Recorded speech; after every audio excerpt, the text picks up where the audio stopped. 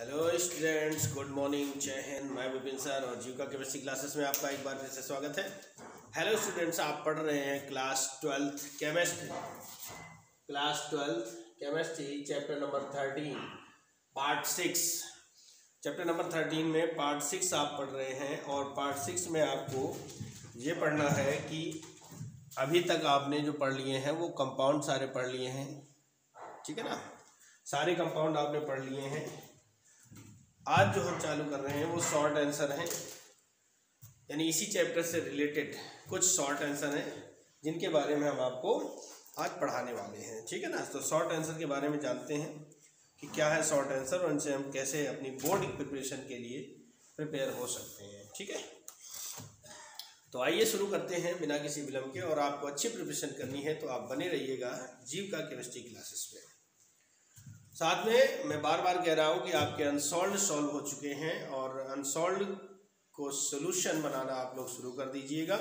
एक unsolved paper ले लीजिए और अनसॉल्व पेपर लेकर के क्वेश्चन नंबर के अकॉर्डिंग सेट नंबर और कोड के अकॉर्डिंग आप चलते जाइए, आपकी अच्छी से अच्छी प्रिपरेशन हो जाएगी। तो आज का हमारा जो पहला प्रश्न है वो ये कह रहा है, क्वेश्चन नंबर 1, एनिलीन की तुलना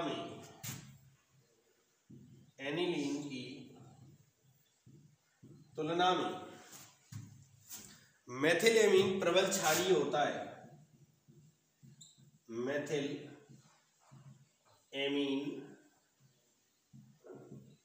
प्रबल क्षारीय होता है, क्यों? एनिलीन की तुलना में मेथिलेमीन प्रबल क्षारीय होता है, क्यों? ऐसा क्यों हो रहा है? अब देखिए, अगर समझने के लिए किया जाए तो C6H5NH2 ये एनिलीन है हमारा और CH3NH2 मेथिलेमीन है। अब इस प्रश्न का कहने का मतलब है कि दोनों में NH2 समूह यानी प्राथमिक एमीन जुड़ा हुआ है, तो ये कम क्षारीय और ये ज्यादा क्षारीय क्यों, ये बात पूछ रहा है। तो इसके बारे में हम लोग डिस्कस करेंगे। तो अब देखें, अगर तो लिख सकते हैं आंसर, एनिलीन का NH2 समूह, एनिलीन का NH2 समूह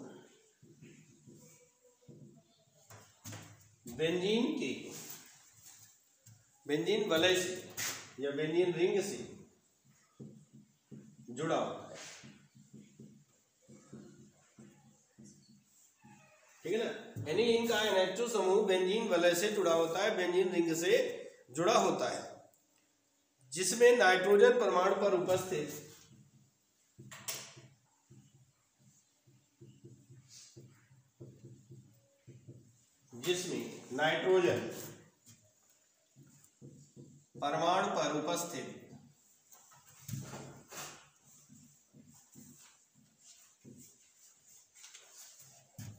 नाइट्रोजन परमाणु पर उपस्थित एकाकी इलेक्ट्रॉन युग्म बेंजीन वलय की एकाकी इलेक्ट्रॉन युग्म बेंजीन वलय के पाई इलेक्ट्रॉनों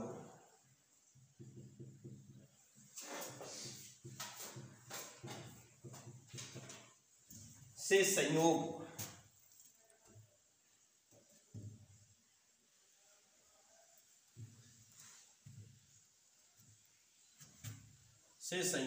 कर लेते हैं। फलस्वरूप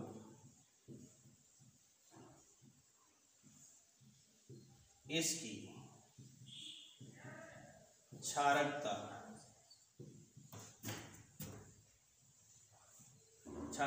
घट जाती है, जबकि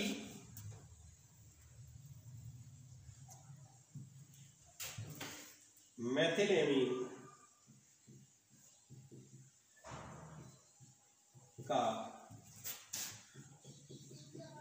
NH2 समूह CH3 से जुड़ा होता है, CH3 से जुड़ा होता है।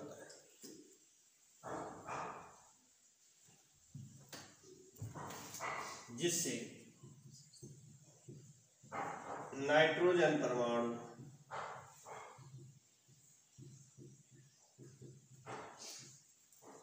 के इलेक्ट्रॉन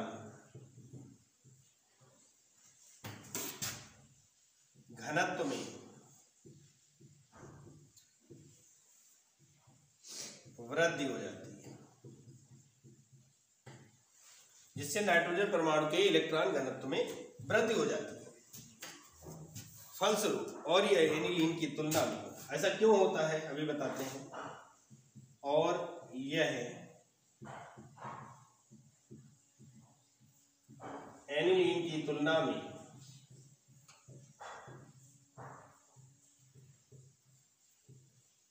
प्रबल क्षारीय हो जाता है। ठीक है, एनिलीन की तुलना में प्रबल क्षारीय होता है। देखिए आइए संरचना देखते हैं। बेंजीन वलय यानी एनिलीन की स्ट्रक्चर देखें तो इसका स्ट्रक्चर कुछ इस तरीके से होगा और यहाँ पर NH2 समूह होता है। आपको पता है नाइट्रोजन में 5 इलेक्ट्रॉन होते हैं। कितने होते हैं भैया?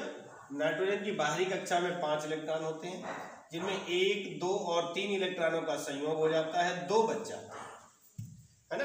ये 2 इलेक्ट्रॉन जो हैं, ये 2 जो इलेक्ट्रॉन हैं, ये इलेक्ट्रॉन यहाँ पर जुड़ते हैं डबल बॉन्ड से, डबल बॉन्ड से संयोग कर लेते हैं। और आपको पता है कि जहाँ पर डबल बॉन्ड होता है वहाँ पर एक सिग्मा और एक पाई बॉन्ड होता है। तो ये पाई इलेक्ट्रॉनों से, ये लिखा हुआ है कि बेंजीन वलय के पाई इलेक्ट्रॉनों से संयोग कर लेता है, यानी ये चीज जो है ये यहाँ से पर आकर के और पाई इलेक्ट्रॉनों से संयोग कर लेते हैं, अर्थात जुड़ जाते हैं। तो इसके पास फ्री इलेक्ट्रॉन नहीं बचते, अर्थात ये डोनेट नहीं कर सकता, दान नहीं कर सकता। जबकि मेथिलेमिन की बात की जाए तो मेथिलेमिन में CH3 N H और H। अब इसके बाद 2 इलेक्ट्रॉन सेम बच जाएंगे। क्यों? क्योंकि CH3 की अगर संरचना खोली जाए तो इसमें कोई पाई इलेक्ट्रॉन नहीं होता है, पाई बॉन्ड नहीं होता, अर्थात डबल बॉन्ड ही नहीं है तो पाई बॉन्ड नहीं बनेगा। तो जो ये इलेक्ट्रॉन है ये फ्री हो जाएंगे, ये फ्री इलेक्ट्रॉन को ये दान कर सकता है। और लुईस ने कहा था कि जो इलेक्ट्रॉन युग्म को दान करेगा वो क्षार होगा और जो इस इलेक्ट्रॉन युग्म को ग्रहण करेगा वो अम्ल होगा। तो इसलिए इसकी क्षारकता बढ़ जाती है और इसकी क्षारकता घट जाती है। आ गया होगा समझ में, नोट भी कर लिया होगा। हम लोग चलते हैं अगले क्वेश्चन पर।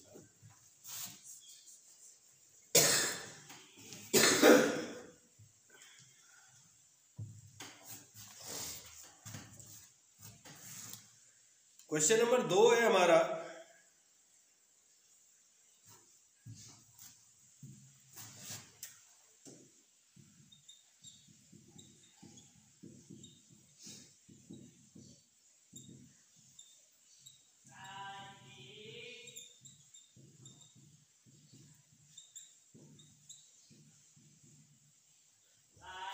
नाइट्रोबेंजीन बनाने की 2 विधियां लिखी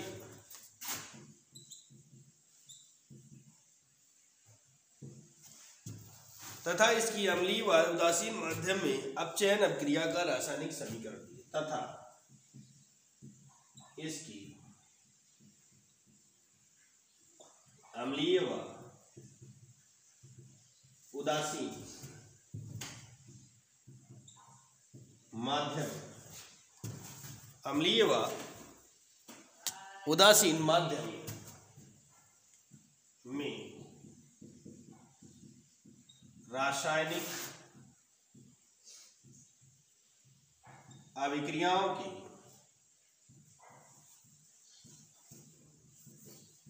समीकरण दीजिए। नाइट्रोबेंजीन बनाने की 2 विधियां लिखिए तथा इसकी अम्लीय व उदासीन माध्यम में रासायनिक अभिक्रियाओं के समीकरण लिखिए। तो आंसर में हम लोग हेडिंग डालते हैं नाइट्रोबेंजीन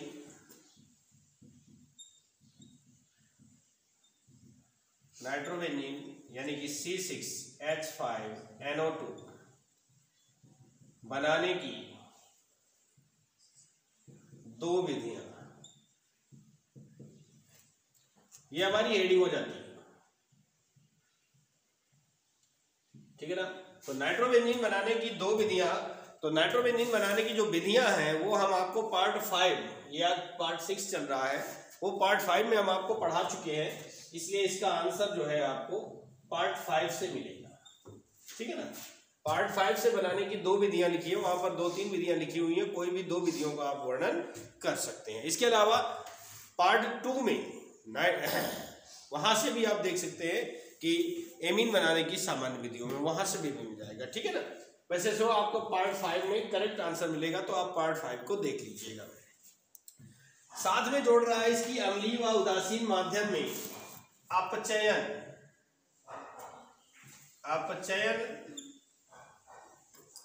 ये छूट गया था थोड़ा सा शब्द, अम्लीय व उदासीन माध्यम में अपचयन। ठीक है ना। अपचयन माध्यम में अपचयन रासायनिक अभिक्रियाओं के समीकरण देखिए। तो अब हम लोग हेडिंग डालते हैं अपचयन अभिक्रियाएं।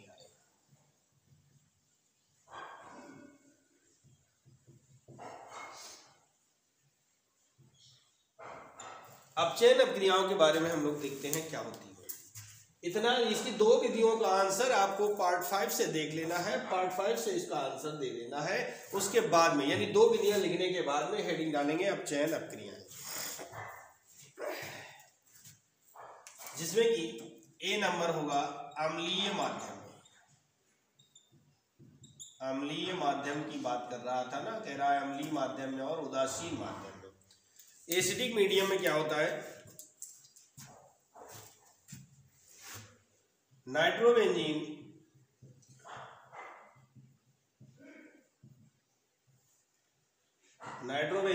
अम्लीय माध्यम में, नाइट्रोबेंजीन अम्लीय माध्यम में अपचयित होकर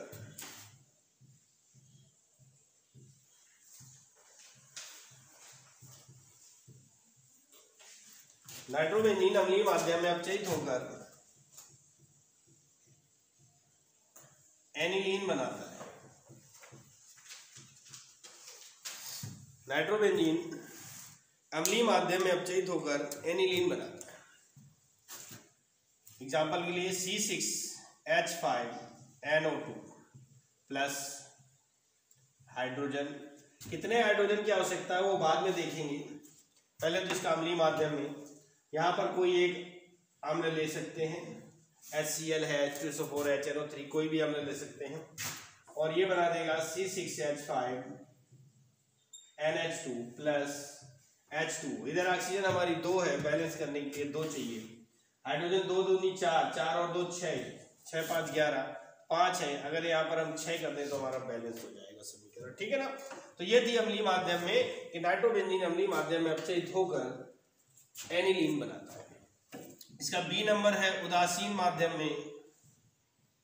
उदासीन माध्यम में अगर देखें क्या क्रिया देता है,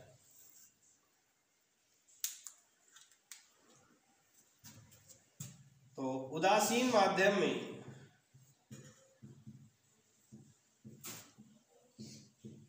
नाइट्रोबेंजीन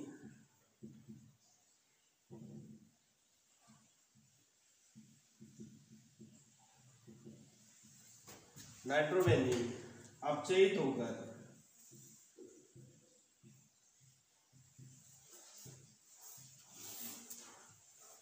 उदासीन माध्यम में नाइट्रोबेंजीन अपचयित होकर हाइड्रोक्सिल एमीन देता है।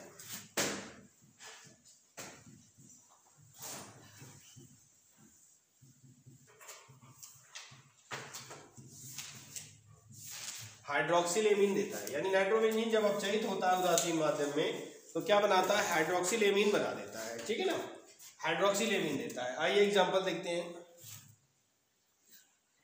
तो C6H5NO2 और इसका अपचयन करवाते हैं 2 हाइड्रोजन से, तो वो भी यहाँ पर कैटालिस्ट प्रेजेंट होगा, Zn प्लस HCl, और यहाँ से क्या होगा, माइनस का H2O निकल जाएगा। ठीक है ना। या ये ना लिखना चाहे तो यहाँ पर लिख सकते हैं आप उत्प्रेरक, और ये H2O निकल जाएगा और बचा क्या हमारा बना C6H5NO। O2 था, एक ऑक्सीजन दो हाइड्रोजन के साथ H2O के रूप में निकल जाता है और ये पुनः अपचयित होगा और बना देगा C6H5NH OH। ये है नाइट्रोबेंजीन का hydroxyl amine, benzene hydroxyl amine बनता है। ठीक है ना, तो ये बन जाता है। तो इस तरह से आपका ये प्रश्न कंप्लीट हो जाता है, इस तरह से आपका ये प्रश्न कंप्लीट हो जाता है। और इसकी दो विधियां हमने आपको वहां से बताई, वहां से कर देंगे। और ये आपका एक बोर्ड एग्जाम में 4 नंबर के लिए क्वेश्चन है, जो आपका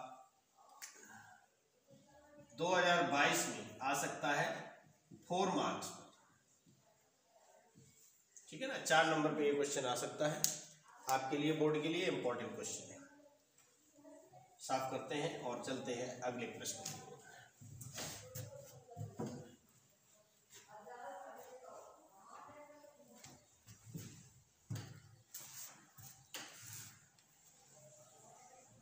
क्वेश्चन है थर्ड हमारा, डाइएजोनियम लवण क्या है। क्वेश्चन नंबर थर्ड कह रहा है डाइएजोनियम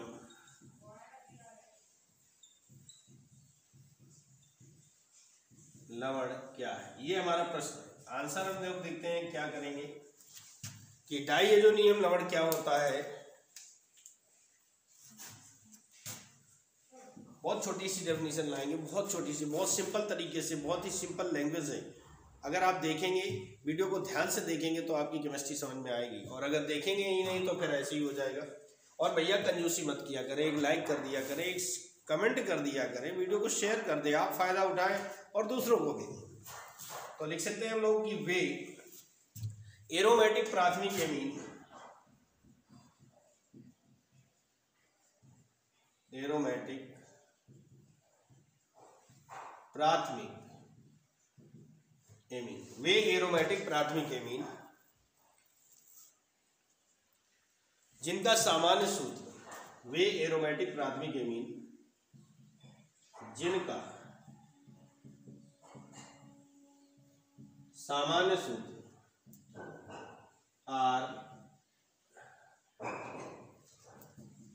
N2+Cl-, जिनका सामान्य सूत्र N2+Cl- होता है।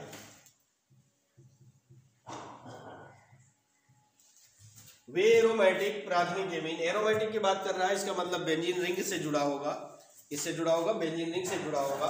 इनका सामान्य सूत्र N2+Cl- होता है।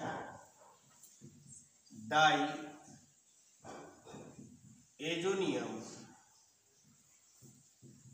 लवण कहलाता है। डाइएजोनियम लवण कहलाते हैं। ठीक है ना, क्या कहलाएंगे भैया, डाइएजोनियम लवण कहलाते हैं। जैसे फॉर एग्जाम्पल बेंजीन डाइएजोनियम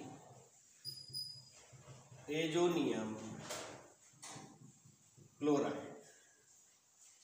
अब इसका सूत्र होता है हमारा C6H5N2+Cl-, अथवा अगर इसकी संरचना के रूप में देखें तो ये N2+Cl-, ये भी लिखेगा। ऐसे ही होगी, डाइएजोनियम लवण कहलाते हैं। ठीक है ना, क्या कहलाते हैं, डाइएजोनियम। अब हम लोग चलते हैं क्वेश्चन नंबर 4 पर। ये हमारा थर्ड कंप्लीट हुआ, क्वेश्चन नंबर 4 है हमारा। क्या कह रहा है कि नाइट्रोबेंजीन की बेंजीन वलय के कारण, नाइट्रोबेंजीन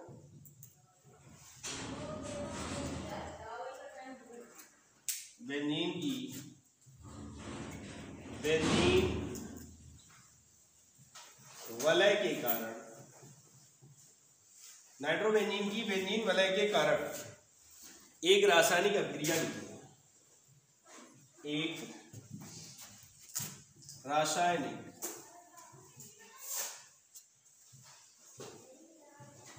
अभिक्रिया लिखी। नाइट्रोबेंजीन की बेंजीन वलय के कारण एक रासायनिक अभिक्रिया लिखी है।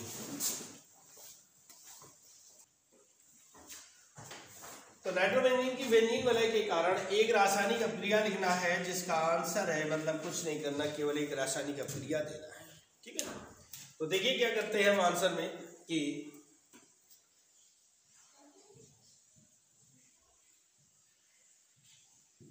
ये हमारा नाइट्रोबेंजीन हो जाता है, NO2 लगा देते हैं। ठीक है ना। इसका नाइट्रीकरण करवाते हैं HNO3 के साथ, जो कि कंसंट्रेट H2SO4 की उपस्थिति में होता है। कंसंट्रेट H2SO4 की उपस्थिति में होने से क्या होता है, H2O निकल जाता है। क्या निकलता है भैया, H2O निकल जाता है और हमें NO2 और NO2 यानी मेटा डाई नाइट्रोबेंजीन प्राप्त हो जाता है। Meta dinitrobenzene obtain हो जाता है। ठीक है ना। मेटा डाई नाइट्रोबेंजीन प्राप्त हो जाता है। अगर इसकी पुनः क्रिया करवा दें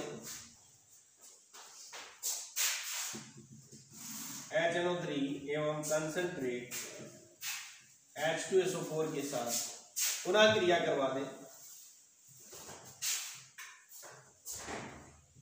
तो NO2 NO, अब 3 नाइट्रोजन, ठीक है ना, 3 NO2 समूह निकलते हैं। तो इसको हम कह सकते हैं tri nitro benzene, try nitrobenzene octane होता है। ठीक है ना। तो इस तरह से आपके आज का पार्ट यानी क्वेश्चन नंबर 4 पर ही फिनिश करते हैं।